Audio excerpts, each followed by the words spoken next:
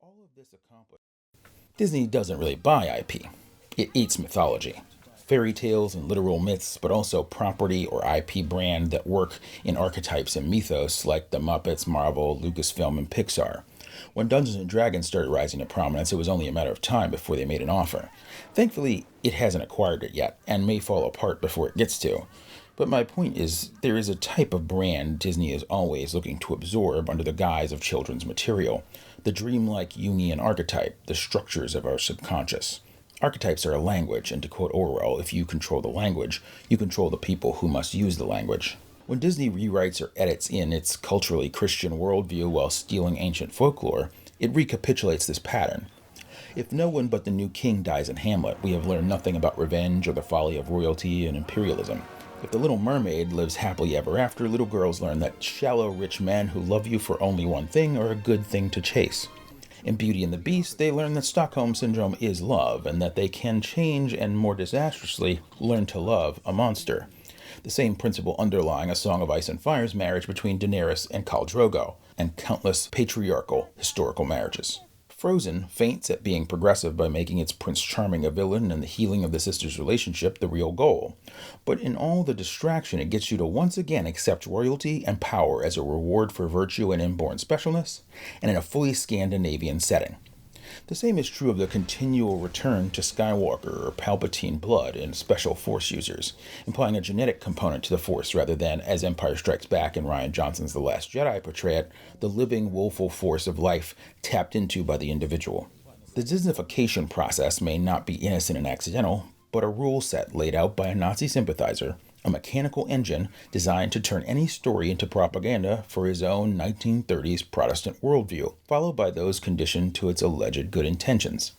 If you follow the house rules of the House of Mouse, you may make fascist culturally Christian propaganda whether you mean to or not. And if you are adapting something that already means something, you are appropriating the symbols of our subconscious itself. The live-action Lilo and Stitch removing all mention of found family, separating them for its ending in defiance of all logic, and the company's eagerness to cooperate and advance with despotic demands all but prove there is either willing participation somewhere in the hierarchy, or everyone there is indoctrinated and would not be in their seat if they did not believe. Patterns of mythological appropriation like this mirror the myth of the eternal return and the weaponization of the glorious fictional past of a nation or people required in all fascist and white supremacist ideologies. Whiteness, as a fully abstract ethnicity based on neither shared experience, history, border, nor religion, requires a fictional past in order to become solid and function as an identity.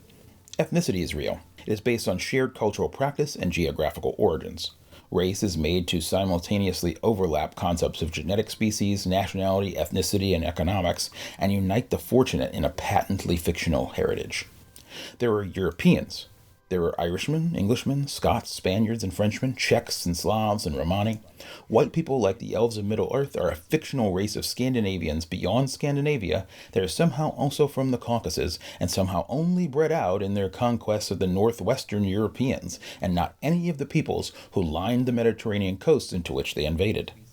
In truth, the story of the so-called white race of Hyperborea and Ultima Thule is a blatant appropriation of the actual origins of the Hebrews, Romani, and the peoples of the African continent to position the fictional unifier of otherwise completely disparate ethnicities into their victims' key places in history. A colonization or gentrification of the past. In other words, a great replacement. It is one part denial of racial past leading back to Africans and Jews, which serves to preserve the fiction there are separate races and allow for their subjugation, and another part, a tool blunt at one end and pointed at the other for the subjugation of the ethnicities that hold the actual keys to our genetic and cultural pasts. This is not only not the first time peoples have done this is the pattern every time the only force in history we can possibly refer to as the bad guys, with any confidence, rears its 6 or so heads. The engine of what we call white supremacy is fictional history and eternal return. Once a past is manufactured for a fictional white race, and a return to its glory romanticized, its abstractness cannot tolerate any actual ethnicity's intrusion without whiteness being lost. Anything requiring purity, be it the white race or leftist politics, is by definition always endangered. If whiteness, punk rock, metal, the left, masculinity, Christianity, Judaism, Islam cannot tolerate a drop of outside influence, it will be gone in a generation without intervention to preserve it.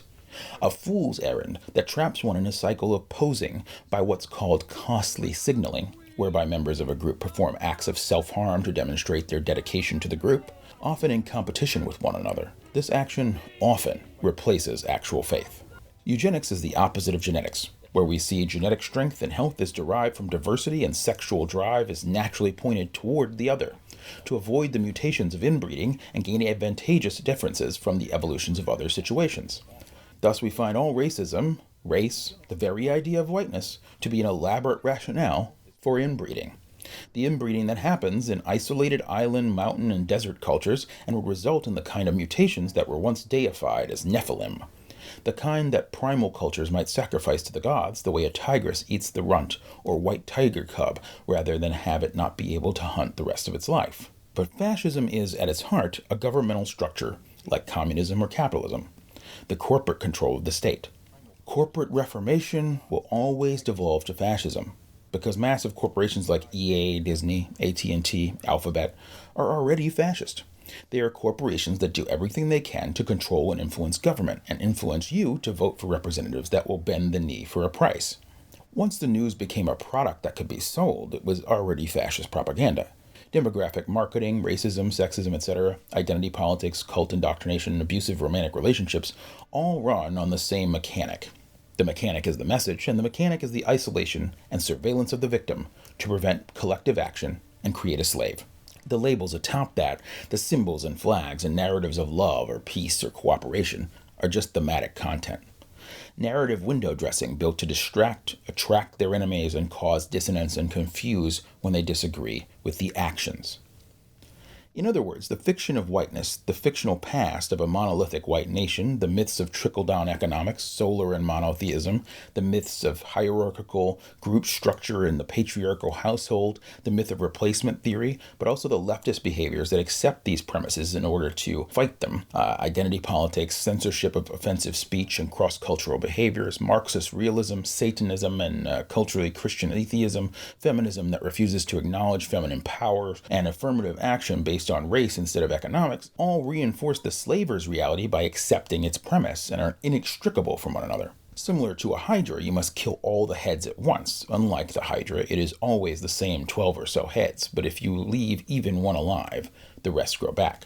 If you rid yourself of the idea of race but continue to believe in pyramidal hierarchies of leadership, the other heads will one day rear as if they were never gone, unless you stay constantly vigilant, constantly cutting. And one day you will grow tired of the fight and simply let the Hydra rise. It is only by removing yourself from the cultural mindset that the full systemic paradigm inflicts that you can hope to extract yourself. What keeps you from it? The constant inundation of narratives that take for granted one to all of these concepts as objective truths. If you overcome religion, do not believe in some mythic past, reject trickle-down economics, understand we are not overpopulated, and believe in unions, you still support the hegemonic rule of a small group of elites if you continue to believe that you are white, or if you are non-white and continue to believe in race at all. All whiteness is white supremacist propaganda. Ethnicities are a past of culture and nationality and tribal affiliation, stretching backward like a long-term memory. Whiteness has no such past except of supremacy. Think about it. Anytime you can point at a common event, practice, or idea that binds the Irish to the English to the Germans, it will be a white supremacist group or action. Otherwise, they have nothing in common and, in fact, actively dislike each other.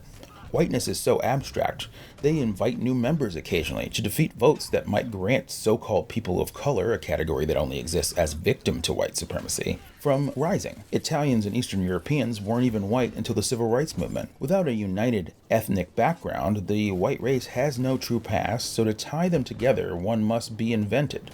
The exact mythic past fascism runs on. Blackness is an ethnicity. African Americans have a single, united history and set of cultural practices that separates them from any African nations they may have heritage to. The same as a Brooklyn Italian both is and is not Neapolitan. And all race stems from the need to part race from ethnicity so as to manufacture the not black race. The concept of race is racist. Whiteness is the system. White supremacy is its hidden premise. Race is its engine. Racism, the result of belief and participation in the system whereby whiteness is believed